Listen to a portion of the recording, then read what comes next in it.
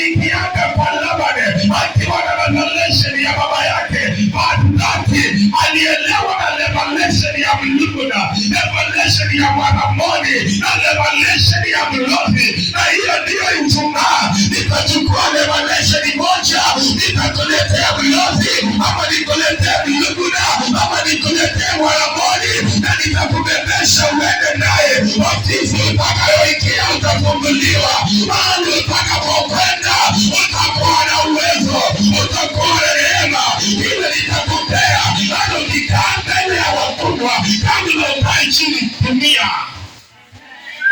Ukaanena ama kwa Yesu madam. Yesu ulikuwa wale watu walikuwa nasema watu wayusi. Tukupea kitu.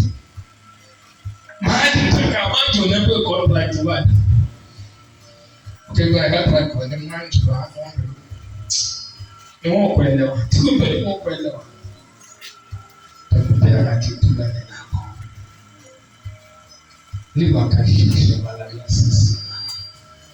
Hata kama watu wengine watakwenda kinyume na Mungu. Hizi Joshua anaongea sijini 15:24 ama kadiri Romasiza. Anasema hata kama wengine watakwenda kinyume na Bwana, hata kama wengine watamwacha mzee wangu, anasema my family and my high we will worship the Lord. Hata kama familia yako itaondoka, hata kama itamwacha Mungu, hata kama utaabudu peke yako, wewe mwabudu Mungu ndani ya roho na kweli. Ninataka watu wanaoweza kupokea uwezo, wanasema apostle part my gospel. Maana andiko linasema nitafutie wazee 70 nikawe baadhi ya roho niliyo nayo. Roho yangu ni ya sifa. Mimi si mapaki na wapaka Mungu peke yake. But God remains on your side always. They can give fake promises, but God alone ni wakashusha kaladi aziziza. Ninataka watu wananiambia apostle, nataka kutembea na uwezo, nataka hii mato zilikuanga pindi vile Elisha aliachiliwa na Elijah. Unajua nini mnajiwaka moja ndio mnachubizana na ya double submission. What is submission? What is submission? Utiifu, kunyenyekea na kutumikia. You submit to the authority. That was Motiane number one. That was the man number one. Aliyetaka akamwambia hii kama Ziza, akaambiwa na wana wa manabii, huyu jamaa atachukuliwa leo. Yakasema achukuliwa, asichukuliwe, naenda na yeye, ninavuka na yeye. Akaenda na neno la nabii, akasubmiti mafuta yake, anakwenda kila mahali alipokwenda, akalimatazuza la kashusha malaria. Ndio baadaye mando ya pili akasema nataka upako mara mbili. Elijah did 14 miracles. Only 14 miracles. So back at the beginning. And Elisha did 32 miracles. The 32 miracles of Elisha, he did it when he was already dead. Akiwa amekufa. Ndio majamaa kule ni makazuria, alibeba maiti moja, wakaenda wakamwekelea kule pika kuzizini ya kashisha, kule walikochimba wakamwekelea. Kumbe mifupa ya Elisha ilikuwa ina exist alipokuzwa na ile mifupa ya Elisha. I love that anointing. Mtu aliyekufa mifupa yake ikamugusa, jamaa akafufuka tena, jamaa akapokea uhai tena. Hiyo ndio anointing ninataka kuachilia.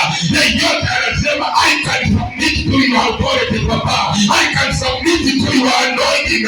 Number one, hiyo ndio ya kwanza. Ya pili, sasa unakuwa na access ya kupokea. Maana ukiniambia niachilie mara mbili, na wewe ukiniona unapitianga kule, mara kikombe cha maji wewe tuma, hata kanio makazaria. Elisha aliyetaka baba tu baba, ni kama Rodi na Naomi alimwambia kwenda utakwenda, nitakwenda, kule